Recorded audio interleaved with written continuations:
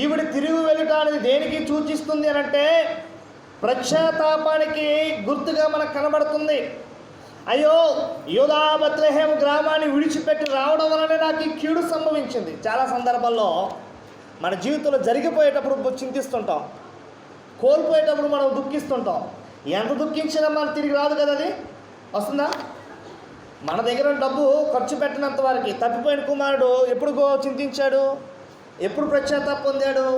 తన దగ్గర ఉన్న ధనమంతా కూడా పోయిన తర్వాత తనను ఎవరిని చూసైతే గర్వించి తన తండ్రితో తన అన్నతో గొడవపడి బయటకు వచ్చాడో ఆ స్నేహితులు విడిచిపెట్టిన తర్వాత పందులు తింటున్న పొట్టులో పందులతో పాటు తను కూడా తినాలని ఆశపడినప్పుడు పంది తినడానికి స్థానాన్ని ఇవ్వనప్పుడు అప్పుడు గ్రహింపు కలిగింది, నా తండ్రి ఇంట అనేక మంది నివాసులు కలరు, అనేక మంది పనివారు ఉన్నారు, వారు సమృద్ధిగా